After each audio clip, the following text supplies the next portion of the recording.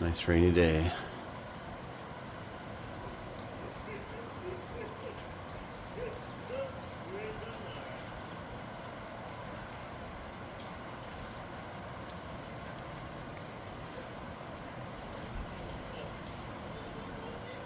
Kitty. Kitty, the world must know you. Oh, that's cute. Wait, peek out again. Oh, look at her. Hi. So there was this horrible recent crime in Albuquerque. I may have even mentioned it because it's just so unusual and distressing. There's almost 300 of these videos now, so I could see me doing that in one of those. But at Saggio's, which is this pizza place on Cornell near UNM here in Albuquerque, very good pizza, yum. This little girl was with her family, and Saggio's is like, they have like a lot of style. That place, the walls are covered in art, kind of like a ghoulish, garish 50s collage thing going on. I don't love it all, but points for ambition and busyness. Anyway, the food is great. And there's like fake Greek columns and things like that on the walls. And anyway, this little girl was there with her family. I swear, I think she was like 6, but I could be wrong on the age. Maybe a little older. And she was wandering over to look at this fountain that's in the middle of Saggio's. Oh, look, a neat fountain. And this psycho youngish dude, early 20s, threw a bottle at her, like a glass bottle, really hard. And then he broke the bottle. He said that she was in his way later. And he cut her up, the little girl, so badly that she had to get 19 stitches. Then the guy's dad came over and was like, I'm gonna murder you. And the guy stabbed the little girl's dad with a pocket knife. He went to prison. One weird article came out talking all about his SoundCloud page. Like it kind of felt like hyping it up a little bit. But maybe it's like, check out the music of a real freak or something. I don't know. Anyway, my daughter, before she left to this German language camp in the Gila, she said, Dado, did you hear this news story about this little girl? She's like, that's my coworker, Nick. And they had worked together at the Frontier restaurant. I had met this kid because I would go in and see Anodyne at work. She quit there recently because she's moving on, but yeah, youngish blonde kid, seemed kind of like spacey, you know, had those kind of like fried looking eyes a little bit. SoundCloud rapper perhaps of some sort. SoundCloud musician. Let's not look him up. I don't know, I do look up morbid stuff once in a while. I mean, if you ever get obsessed or interested in a true crime case, it's like, ugh, what is art? It's even okay to be interested in. Like, I know people that probably got too into serial killers. Oh, look at her.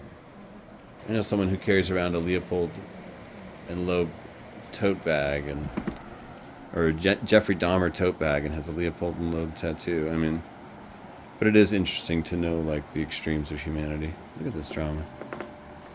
Don't scratch it, please. Please press button. Stop. Don't.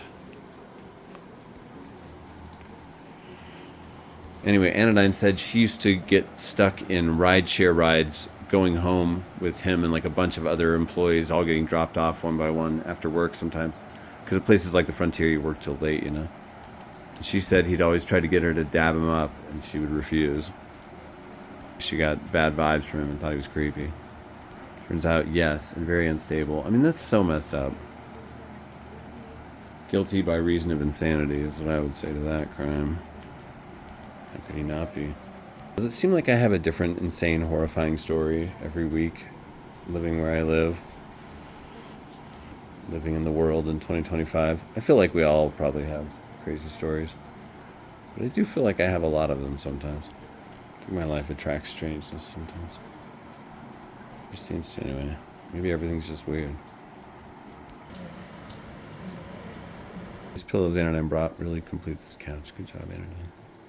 Well, what do we have here? The last of the nonfiction.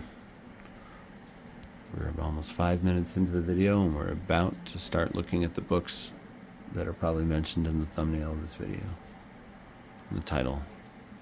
The squirrel is grooming herself to my left, and it's so obscene. If I turned the camera that way, everything would be, this channel would just get auto-deleted by YouTube. Gross. Find a corner for that stuff, cat. Sweet Pea is fleeing in horror. Even she knows it's just overkill. Come on, squirrel. Your mother is right there. Sweet Pea, it's not a scratching post. Don't scratch there. Just don't, kitty.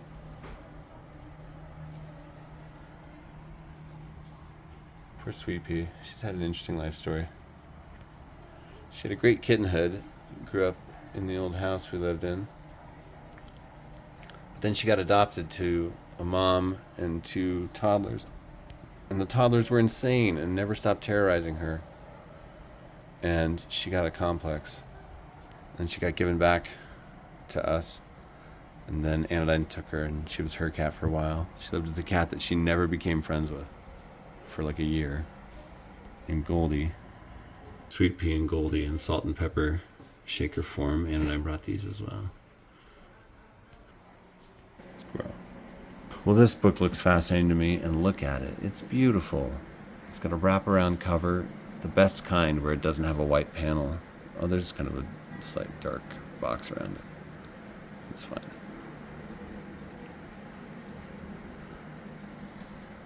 Beautiful. Oh, I love the font. I love the colors.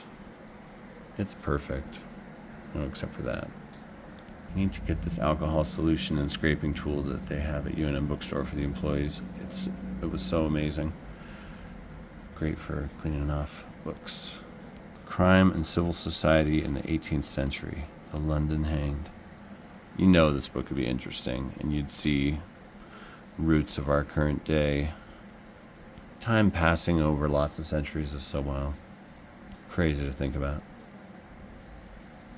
The London Hanged. It's a good looking book, Verso, whoever you are.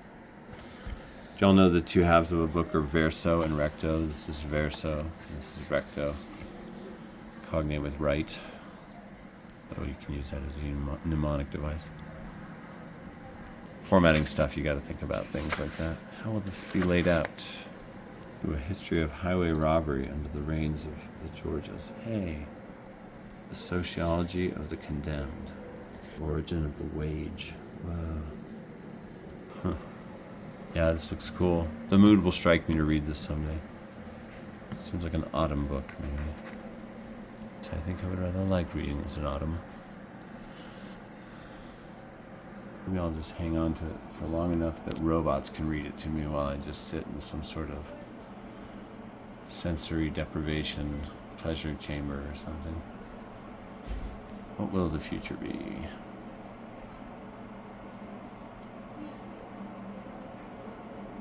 Maybe instead of reading this, I'll just wait until I download myself into pure information and the book is also turned into pure information, and we kind of merge our data sets. These books have all assured me that that sort of thing will happen. It's just a matter of when, right?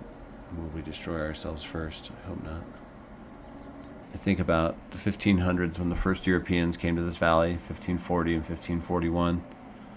Not the very first, there were slavers before that, but anyway, the Coronado expedition, big official one up from Durango, Mexico. And then later, the first colonists who came with Oñate in 1598 to the Middle Rio Grande Valley. Albuquerque wasn't founded until 1706. But not a scratching post.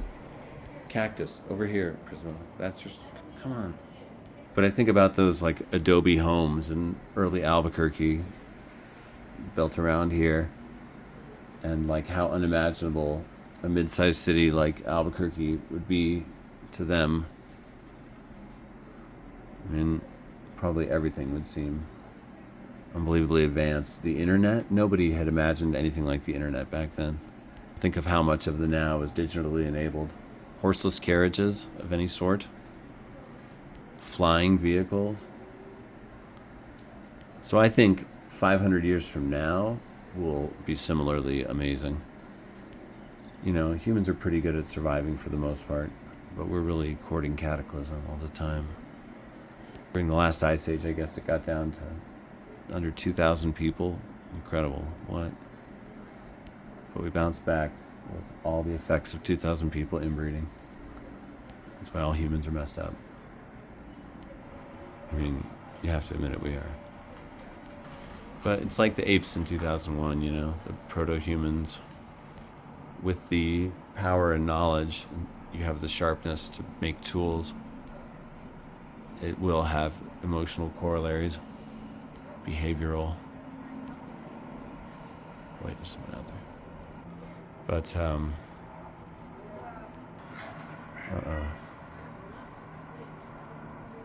two people came and like looked through the screen door. Not right on the second floor, but from down there. I don't want to be seen filming in this neighborhood. But I think like in the 500 years in the future will be like, I think there will be building materials that are stronger than steel and lighter than aluminum. And that'll mean like mile-high buildings, super buildings. Cities that are just a building. Like that one in Alaska. As I've said before, I don't have a poetry section. I think we'll also have space elevators and like crazy genetic mutations. Maybe something else like the internet on some other plane. Probably be like a post-human, transhuman era. Everyone should watch All Tomorrows, the YouTube video reading of the book All Tomorrows. It's amazing. I'm in that fandom. The subtitle is something like A History of Humanity's Next Billion Years. And it speculates, and it's written about what's going to happen, and it's written by this very intelligent paleontologist. Look at Squirrel. Squirrel and her sister. Anyway, my point is that's like a lot of time. There's a line in something by Dostoevsky where something about Shakespeare having enough trouble living with his own time, you know, like it's kind of about time and people being in different times and having different problems. I gotta find that because I liked it. It's interesting to think about that stuff and to watch stories that traverse time, to study history and think about other times, etc. I love the Talking Heads lyric, "There was a time before we were born. If someone asks, this is where I'll be." I especially love the first half of that. There was a time before we were born. I just feel like that's a beautiful thought to think about. Like, wow, what was that like, you know?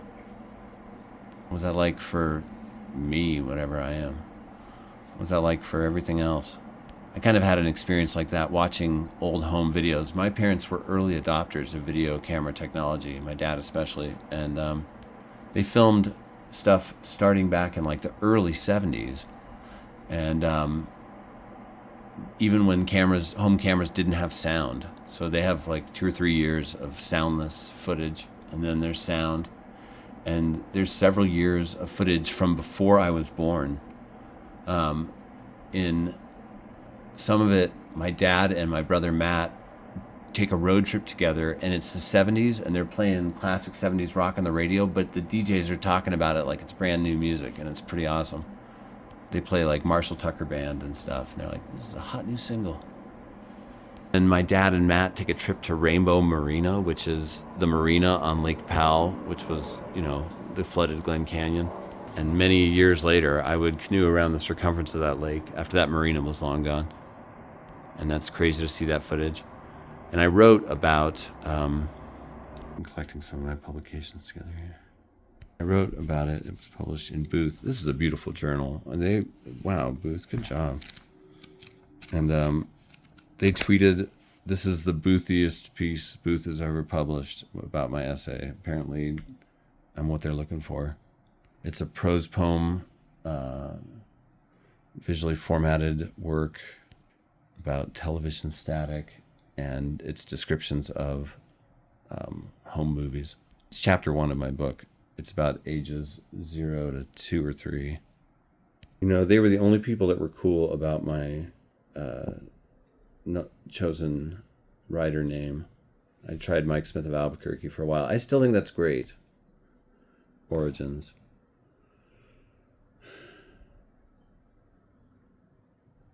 They were so cool. They published this twice, actually, in this issue that I have here, and in a 10th anniversary hardcover book of the Best of Booth. So I was like so complimented. See, I'm not insane, everybody. I like actually can write and stuff.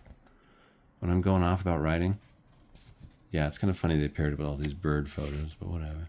The Grand Canyon, sunset, 1983. At my feet, a mile-deep rock chasm. I don't exist yet, though my atoms may be everywhere. Oh yeah, so I have all these home videos that I'm in, and then I cut back in time.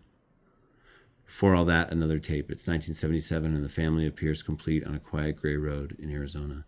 Heat corkscrews up into the air from the bleached gray pavement. The family's large tan van sits nearby, and there are my parents, though not yet my parents. The sky is coarse and grainy, blue and white and gray and fizzing. The film behind them hisses and hushes, roars. The sky moves over everything, just keeps happening, holds everyone in a pale blue nebula. My 5 extant siblings are there, but they are not my siblings. They are only one another's. I'm not there.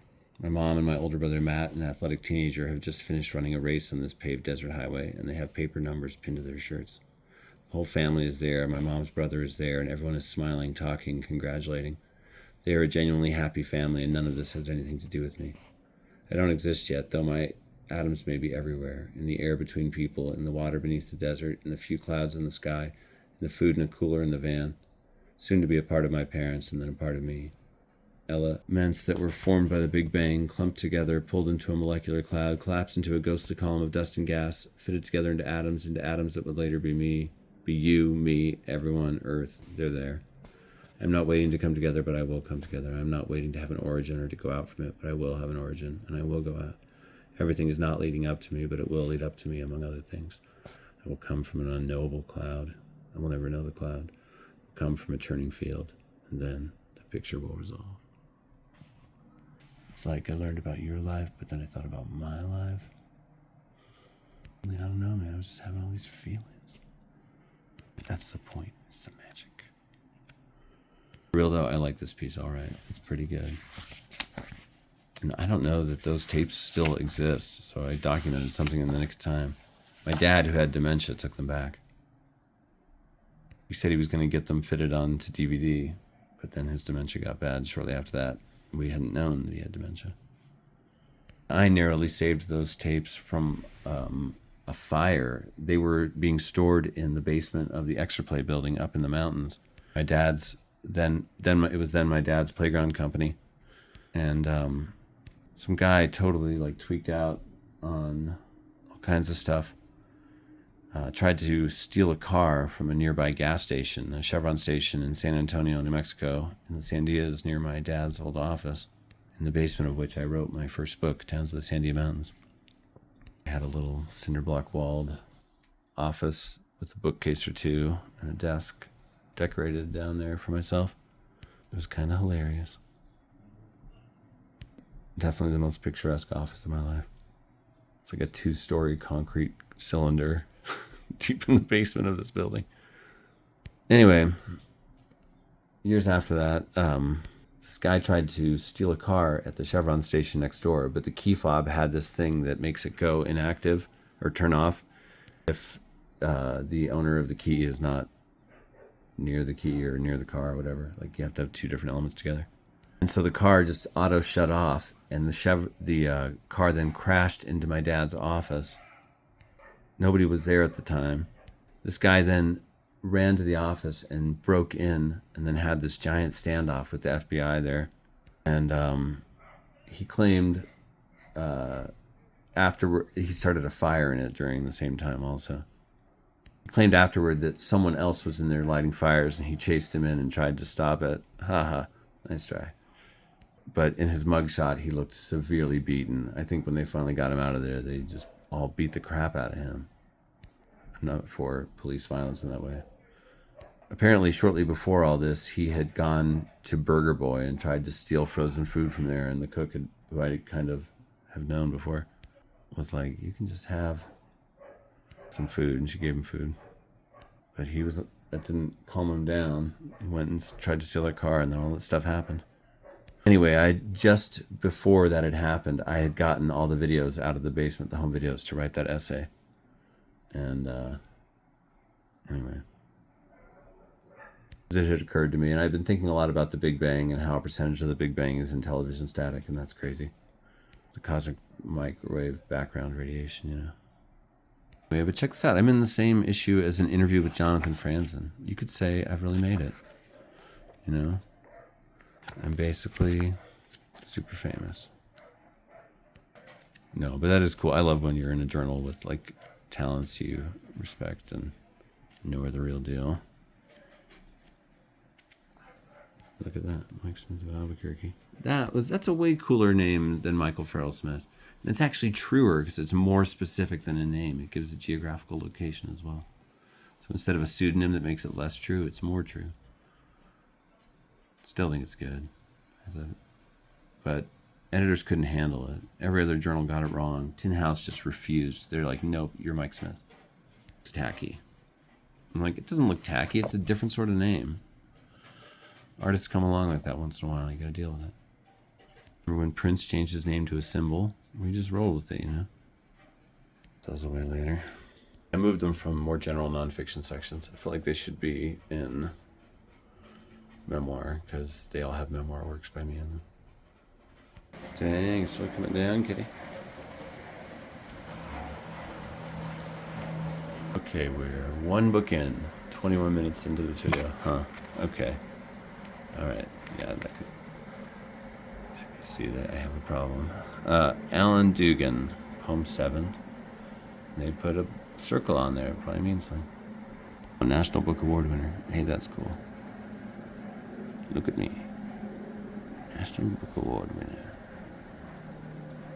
But this has a great poem in it. Love song, I Am Thou. I wrote a long paper on this and gave a presentation in poet Amy Beater's poetry class one time at UNM. Found out that this is influenced by the philosophical writings of Martin Buber, religious writings. The idea of I and thou, like these ideas of separateness and togetherness. How we turn everybody into objects by how we interact with them. But if we really see them as fully person as ourselves, it's crazy. It's something else. Love song, I Am Thou. Nothing is plumb, level, or square. The studs are bowed, the joists are shaky by nature. No piece fits any other piece without a gap or pinch. And bent nails dance all over the surfacing like maggots. By Christ, I am no carpenter. I built the roof for myself, the walls for myself, the floors for myself, and got hung up in it myself. I danced with the purple thumb at this housewarming, drunk on my prime whiskey, rage. Oh, I spat rage's nails into the frame-up of my work. It held. It settled plumb, level, solid, square, and true for that great moment. Then it screamed and went on through, skewing as wrong the other way. God damned it, this is hell. But I planned it, I sought it, I nailed it, and I will live in it until it kills me. I can nail my left palm to the left-handed cross piece, but I can't do everything myself. I need a hand to nail the right, a help, a love, a you, a wife. It's a good poem right there. The Enlightenment Tradition by Robert Anker. It's a nice little book. Of course, it has to have something gross on the back. Because I'm being punished by existence for wanting things to be nice.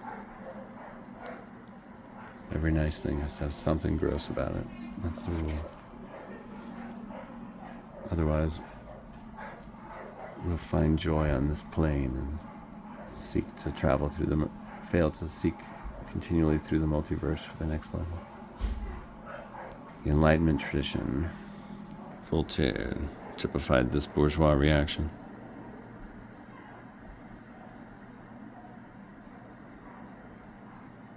I'd like to know what this book contains, and I bet it's a pleasure to read. Louis XIV and XV, Voltaire, Frederick II the Great of Prussia. Oh, Diderot, that's the guy I'm always trying to think of. Like, not like Voltaire, more extreme. Diderot. He's the guy who said humankind will not be free until the last king has been strangled with the entrails of the last priest. Shadowcat. Encountering the American mountain lion.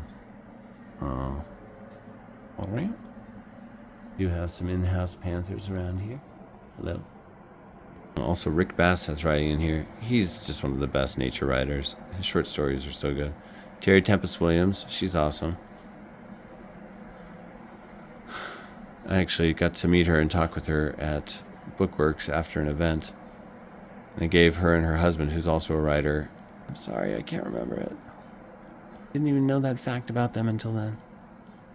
David Quammen, I have that biography of Darwin by him.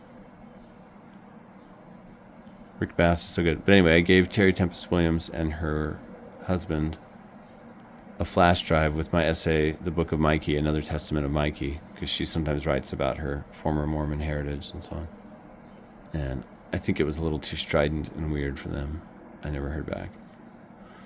Well, maybe they thought it was too judgmental or something. Too angry. I don't think it's that angry, though. I wonder. Most likely they never read it. It just sat in a drawer forever, and then they're like, oh, a blank flash drive.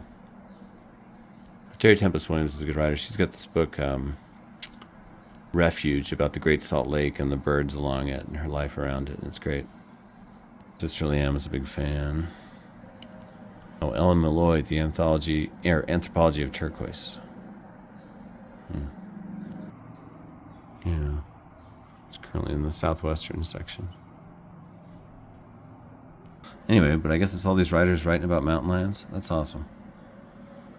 I don't know that I've really had any mountain lion experiences other than hearing them. Oh, well, that's not true. Last summer I was camping near Canyon de Chelly in the backyard of a Navajo couple who were super cool. And they let us camp there in exchange for doing work on this property, like piling this giant mountain of firewood into distinct stacks. It was really fun, actually, kind of, like assembly line. But that night while we were camped there in this big backyard, we heard a mountain lion kill this dog that had been prowling the fence line nearby there. And in the morning we saw the remains. And that was like so close to where we were sleeping. That definitely woke everybody up.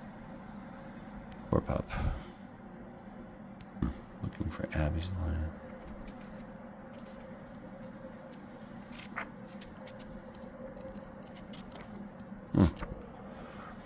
Like books like this. I had one about wolves too that I gave away recently to this security dude Dave that used to raise wild wolves for 20 years. Oh, this is also going in the memoir section. I've shown this before in the video. This contains an essay I wrote. Yeah, I guess I have 2 copies. Okay. But yeah, place names of 501 Filomeno is in here. Just from Mike Smith. Haunted House Tour. I still hate that subtitle they stuck on there. Filomeno was changed from Figueroa because my kid's mom still lived there at the time. This one, I've showed it before, but it's going to be in book 2 of my book. Book 1 will be finished this year. It's a 60-chapter multi-form work. But, yeah, this is one of the first chapters I wrote for that book. It's like a place names guide, but it's all the features of this house. And you get the story of this family at a kind of sad time, maybe. R.I.P. Tin House. Were you destroyed by private equity, or what was that about? There's still a publishing company that publishes books, and they have an online presence, but all A. Johnson, History of Christianity. I picked this up when I was in this early Christianity class at UNM.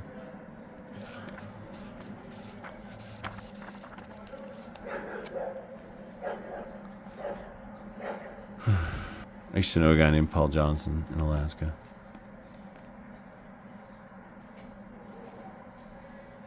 I wonder if I'll ever see that guy again. He was part of a macrobiotic community. They had some strange eating beliefs. Oh my gosh, I can't believe the transition here. Did I put these books together for this reason? I don't remember doing it consciously. Yeah. Paul was a unique guy. Kind of troubled when I knew him. Yeah, in some ways. Also a banjo player. He did not write this book, but he has the same name. But he did give me this book, which is crazy. This was just right there. You Are All Senpaku. Oh no, he didn't give this to me, but I knew him during the time I acquired this at a library sale in the secret underground basement of the Joyce Carver Memorial Library in Soldotna, Alaska. Joyce Carver, the grandmother of my friend Pat Carver that I went to college with, who happened to have all this Alaska and Arizona history. His grandmother was mistaken for somebody else and murdered by mistake. So the library was named after him. Their family is very interesting. Settlers of Arizona and Alaska at different times. His dad owned like the sewage system in Soldotna, Alaska. He not owned it. He was in charge of it all. Oh, sanitation. That's what it was. Yeah, it's pretty important. I met Pat when he was at Eastern Arizona College on a baseball scholarship. Anyway, talking about all these people. Don't ever tell anybody anything. If you do, you end up missing everybody. And I hear Pat has since died. I don't know why. I need to find out about that one. That's sad. But anyway, at that library in the basement, I bought this because I knew Paul Johnson and the macrobiotic community. Sampaku. Sampaku's I think it's kind of a silly idea for Westerners, honestly, because basically they're saying if your eyes don't look a certain way, you're unhealthy. And it's like half the planet's eyes don't look that way. It seems like a racial blunder, the whole idea. This book made my friend Ray so mad when he read it. He's like, because we were out stuck on Lake Powell on this 6.5-month canoeing trip, windbound, just with days to read. And we had the books that I had in a dry bag, and that was the whole library. He's all, I can't believe I have to read all the books you read. Good old Ray. He recently beat cancer. I'm so glad. And the whole community just came together to support this guy and fundraise for his bills and stuff. Dad, you have to do that in America, but I'm glad he has a community like that. He's been living in Homer, Alaska, at the end of the road. It's where just a narrow road goes out 2 miles into the ocean, connecting little dots of land. The Homer Spit. Anyway, so I got this book, and it's about eating mostly brown rice and totally changing your diet and lifestyle. And I basically did it. I tried it. I thought, Paul's community seems cool. Some of them look really healthy, and that's a great economical way to do this trip. But the thing is rice does not have enough protein, and I was pretty much always hungry. I did grow to love rice, but then I grew to hate rice, and then I swore off rice, and then I loved it again. But mostly I lived on just pounds and pounds of brown rice that I cooked over fires and on a little stove sometimes. Read on Lake Powell by canoe while living on brown rice. I can't help but feel that it all makes sense. Of course, some of it is hard to swallow, but for the most part, I feel I should be living this way, as tough as the idea of a macrobiotic lifestyle seems to me. Bought from the unknown underground basement vault beneath the Soldotna AK library, not usually open to the public. My interest in the subject was sparked by my friend Paul Johnson, who lives in a community of families living the macrobiotic life in Kasilof, Alaska. Mike Smith, April 25th, 2000, The Rincon, Lake Powell. Yeah, I used to do this right in every book. That's kind of annoying, but I do appreciate it once in a while. What's the deal? Why do you have to stake a claim on this book so much, man? But, as a writer, always looking for little scraps to quote and stuff to back up this or that piece of writing. I appreciate having things like this. I don't think I've quoted this anywhere, though it may have informed what I wrote about in that chapter. A detail or two might have gone in there. And I just read a quote from this book in the video about my memoir. For the record, I don't feel the enthusiasm for this idea that I expressed in that writing there. Now I hold on to this for nostalgic and historic reasons. Maybe a little bit of curiosity. The American, I think he's American, who co-wrote this book, also wrote this book called Sugar Blues that was always Duffy, named Duffy, that was always around my parents' house when I was a kid. And my mom was just so sure that was the truest thing ever. And it probably is. White sugar is not great for people. It's at the root of a lot of health problems. Anyway, I looked at that one a little bit. Christianity's history is very interesting, especially that Gnostic early stuff. I would consider this as being creative nonfiction. In fact, she edited an edition of Best American Nonfiction or something like that. The spirit catches you and you fall down. People were always telling me to read this book because it's about a kid with seizures. But then I read it and I'm like, it's really about a lot more than a kid with seizures. That's just one element of it. I was a kid with seizures. This kid's seizures are so severe, these grand mal seizures, and she's from the Hmong, a countryless, nomadic people, basically, from Southeast Asia. but they settle in these insular communities in California, and they just have no way to talk to anybody, and so that any resources that are there they can't benefit from. And so like they weren't knowing, like, it's really dangerous that your daughter's having these long seizures where she doesn't get oxygen to her brain. It could do really serious brain damage to her, and it does. They bring to condition this kind of old island mentality of, you know, maybe this is like a holy thing. This is how maybe she's having visions, you know. And, you know, the doctors couldn't even communicate, like, yeah, maybe, but it's also a major health problem, you know, and you shouldn't let her experience this. Winner of the National Book Critics Circle Award. But it's a very sad book. The kid falls into a major coma and pretty much lives life as with zero brain activity for years before dying. I don't think she's dead at the time of the book, but I know that she's since died. I've read about it. Pretty wild. Title: The Spirit Catches You and You Fall Down. A Hmong child, her American doctors, and the collision of two cultures. Profoundly memorable book. Yeah, it is. I had to close it. Prisma was clawing the underside of the couch. Come on, cat. Don't do that, please. Europe in Sepia by Dubravka. What is this? The fantasy cultural studies professor you never had. Oh. Ever the flaneur wanders from the Midwest to Zuccotti Park, the Irish Aran Islands to Jerusalem's Maestro.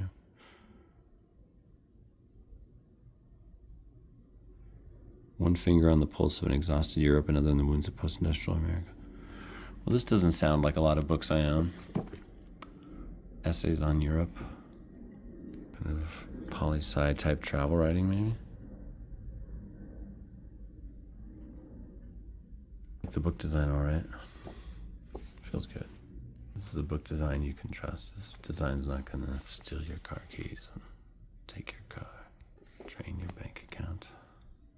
No, it'll just sit there because it has no hands and can't move. Right by the keys. Genuinely free thinker. Well, then why is the hyphen there? That hyphen is wrong. Ogresic's attachment to absurdity leads her down paths where other writers fear to tread. Independent. A genuinely free thinker? That's insane punctuation. What are you doing? Who designed this cover? Cover design by N.J. Furl. I like when books have categories written on them somewhere. I appreciate it. Not everything fits neatly into a box. Like, is a collection of essays around a subject a memoir? He's probably writing from a first-person perspective this whole time. Should this go in the memoir section? I bet it doesn't feel like one, though. Times of their lives. Life, love, and death in Plymouth Colony. Oh, great topic. Evil bookstore marking. Let anyone have anything nice. Put a sticker on there, then it'll never come off to you. Gross stuff on books. The legacy of tags. Why, kiddies? Tell me why. What's the deal? Plymouth Colony. So there were two Massachusetts colonies, Plymouth and Massachusetts Bay. Later to be merged. Plymouth, you know, they were the first in New England. There were people looking for syphilis cures around Maine before that. Ha ha ha. Daddy, what's this? We used to put our fruit leather in these. Every book had one. When you were reading, getting a nice treat was as simple as opening up the front cover, taking a bite. J.H. did what to development of religion and thought in ancient Egypt? J.H. breasted. All right. James Henry breasted. It's like the back cover is reiterating what J.H., a.k.a. James Henry, did. And how? No? Seriously. What? This is like a beautiful book. Look at this thing. It seems like an artifact itself. The 1959 paperback. Hey now. Hey now. Development of Religion and Thought in Ancient Egypt. It's pretty awesome. Yeah, what? Yeah, right on. Who wouldn't want to know about that?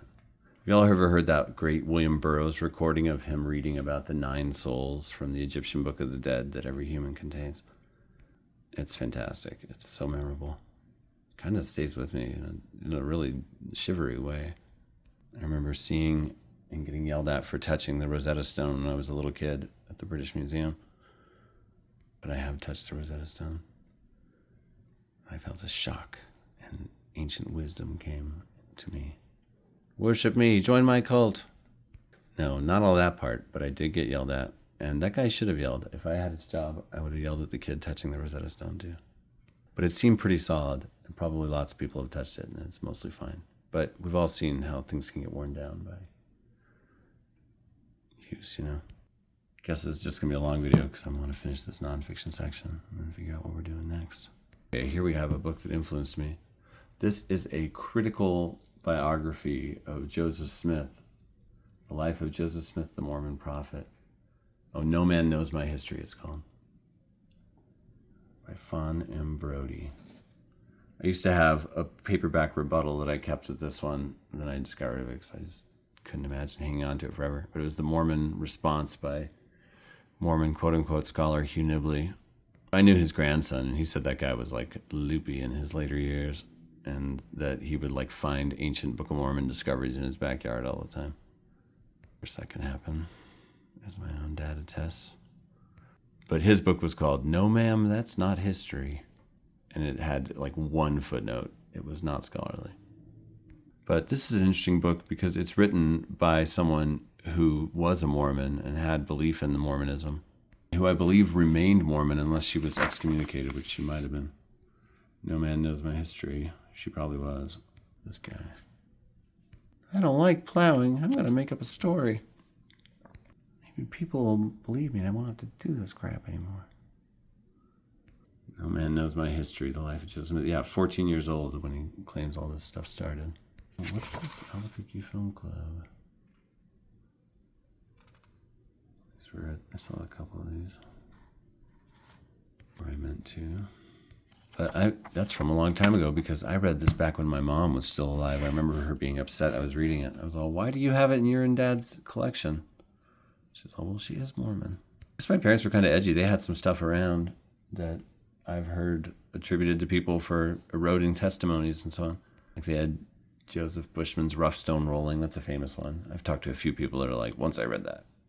It's probably the most current Joseph Smith biography. Oh, cool. It's got images.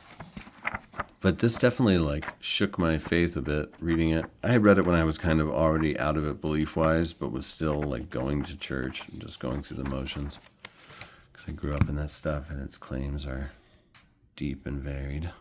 But how can you be a good person if you don't have a specific set of beliefs from a specific group?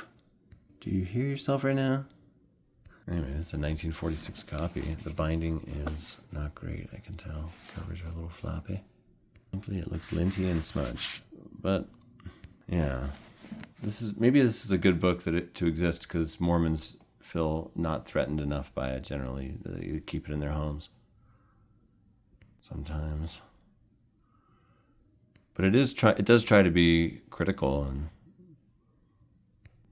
Deseret, the name for Utah back in Mormon times. It means honeybee in Hebrew. No, it doesn't. Bzz. They do buzz around, the Mormons, a bit. The British are coming. The War for America, Lexington to Princeton. 1775. I swear, I feel like sometimes I live to like fully experience the world and document it. It's like, how is everything so connected? It's crazy. Like the coffee shop I worked at in Boston that was just in the neighborhood I ended up in. It was where George Washington organized the Revolutionary War, or some of the battles for it anyway.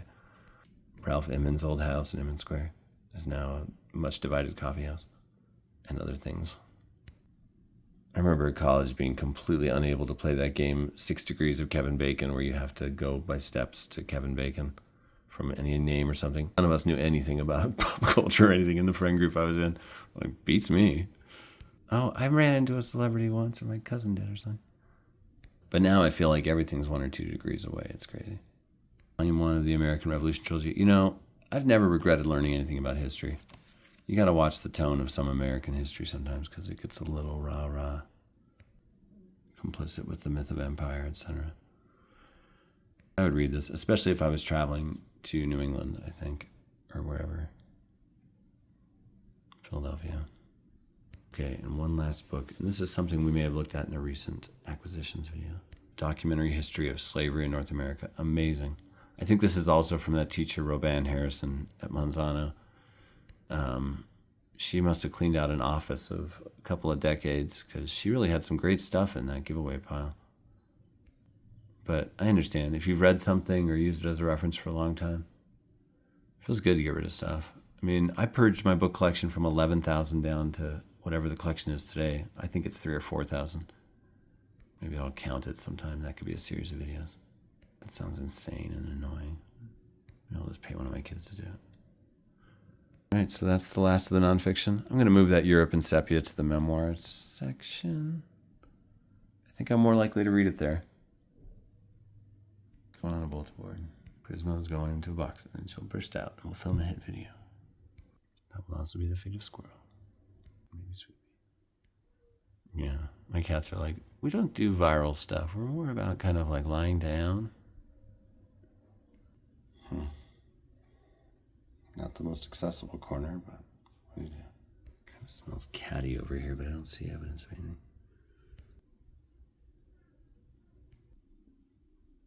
2015. No, that my mom wasn't alive then. Huh. I must have opened it sometime since. Maybe I was using it for research. Anyways, up, Well, I think we need to get you a treadmill or something. You got fluff coming out between your toes. Hello. All right. Chair's been moved back, and we're moving on. To look at this new utility shelf up here, which has some things we've looked at here and there, but it's its own thing. I want to look at it sometime. Sometimes I should do a video really leafing through those old Life magazines, like every page. That could be fun. They're cool. They're old. But this is really the only section in this half of the room I haven't looked at yet. Southwestern books. I should look at these next. I should look at this new display shelf. But if I do that, then I should look at all the books on display. Well, yeah, that's a good idea for a video or two. And I've thought about looking at DVDs. It feels weird, I don't know. Something else, you know. But you know, it's all about the written word. Movies generally do have writing. Already looked at the antique books. Those videos are on the channel if you look for them. And the sci-fi books. And the books about sci-fi down there at the bottom. And the science books. And the books about Glen Canyon and Lake Powell down on the bottom shelf. All of those nonfiction in two sections, the right and then the left. Also behind the chair. All this nonfiction overflow too. Those books up there too. If you go way back in the channel history, which I recommend, there's like, I don't know. Maybe this channel is a waste of everyone's time. I can't recommend any of it in good conscience. Go do something else. No, some of you exercise and stuff while listening to this. Somebody told me that he jogs all the time listening to it. That's so wild. Fantastic. And this is all art crit, lit crit, film crit. Looked at this already. This is all single authors. Dostoevsky. There's a video for that. It's long. Wolf. Joyce. A.G. Woodhouse. Mr. Shakespeare. I realize Woodhouse is not quite like these others, but making people laugh is pretty important. It is a particularly difficult sort of literature. You either have the knack for it or you don't, it seems. Maybe it can be learned. I still got to look at these New Mexico books. Books? I don't know. Maybe. Did I look at those already? Who knows? My children judging me. Alright, well, this video is almost 50 minutes. Let's see how 50 minutes do on the algorithm. Terrible! Yeah. What's a good length for a video? I should look at some of those charts that YouTube provides where it's like, here's where people stop watching. Squirrel, truly you are noble. Look at you. Look at you. But I'm going to sell this table, even though the kids like it. And replace it with something thin, and then I can put another bookcase on that wall. kids all grew up at this table, and this was my older siblings' table going back to the 60s. But, you know, I'm not a materialist like that just feels like I have to be nostalgic for every giant heavy thing in my life. Hold on to it all. And this is weird. It's just like the weirdest spot in the house. I mean, it's useful for like setting stuff down on at the end of the day, but just design-wise, don't love it. TV there. Okay, it's there. That's the way it should go. Hello, cutie. All the 4 books you can see facing the camera have been addressed by the channel, as of all these. Those in there. So I'm either gonna not read. What is this strange limbo world I'm stuck in, talking about books, not reading them? Similar to the strange limbo you're in, hearing about books, not reading them. But you may read some of them eventually, and it lets you know stuff, and whatever. I'm either going to look at these Southwestern books next so that we can get these done on the channel. Probably be like 4 videos of it. Maybe I'll shift gears a little and pander for those likes with something a little more pop culture-y. DVD collection, which is a weird mix of family stuff and hipstery, artsy stuff, and blockbusters and things. I like it all. I have 4 kids, so what's up, kitty? All right. Well, take care, everybody. Which is it, DVDs or Southwestern? If anyone comments either way, I'll do that. If 2 people comment, I'll wait for a tiebreaker. Only the kiddies comment, and only in my mind, I'll just do what they say whenever, which is what I always do when they give me telepathic commands. Very important you obey the kiddies so you don't get the shocks. You're supposed to be in Nine-Nine's rooms? Oh yeah, that's fine. Alright, everybody. What even is this channel? 500 subscribers, and it's still in identity crisis mode. Twisted, weird, tumor-laden freak in the middle of the street, asking why was it born? Why? This guy, well, you never see him. He just films on his phone. He doesn't do any editing. I've been watching the Anna Wallace Johnson YouTube book channel. She's got like 70,000 followers, and I can see why. She puts tons of work into her channel and is an intelligent reader and seems like a lot of fun. But she gets comments on there like, I can't believe how much work you put into it. It's so impressive. Meanwhile, I put no work into this. I should be ashamed. Y'all should drive me into the wilderness with pointed sticks. The only effort I put into this is just talking away, hanging out with the cats. The thing is, here's the thing with this channel. I wouldn't do it if I had to put that much work into it. Because I just don't want to be a full-time YouTube content creator in that way. I mean, I guess I wouldn't mind it if I'm getting the big bucks, but my big goal is to write, you know? And I am writing. I'm on year 15 of my giant... Yeah, they're chilling out around each other a little. Yeah, that's your mother, Sweet Pea. That's your daughter, Prisma. Reunited. This book 1 of which will be done this year. I'm gonna make this like Cornelian shadow box of the whole cover using this in part. It's an in progress thing. Anyway, if I had made excuses like it has to be beautifully produced, etc., and all this stuff, I just wouldn't have ever started putting these videos up. Because I was like, I'm just gonna post something every day. It's gonna be about the book collection. I don't know, maybe that has its own appeal or something. I don't get it. What a cat. I suppose if I had the funding to do really well-produced videos or something like that, sure, I'd do that. But I kind of like keeping it this sort of anti-way for as long as possible. Push past natural stopping points is an artistic philosophy of mine because I think really interesting stuff happens on the other side. And now what? That's why I like even the later seasons of Community. I'm excited for the movie. My favorite comedy, Community, I love it. I also love Peep Show, that's so great. But Community is so rewatchable.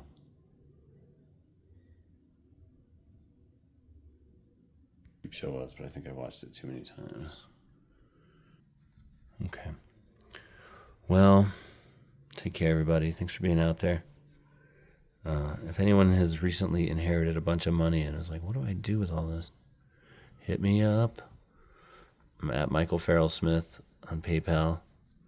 MichaelFarrellSmith. That's at Michael Farrell Smith at PayPal. Why do I mention this? Just keep getting paid at these weird staggered intervals and not having the funds I need at the right times. Just behind on things. Mrs. P understands. She's got a lot of bills, a lot of responsibilities. All right, I guess we'll see what's next when we meet next. Be reading to y'all. I hope you're all reading cool stuff. You know, I appreciate you recurring commenters when I see you out there. Pretty cool. Y'all seem like rad people. No, not a scratching post. All right. Well, y'all take care.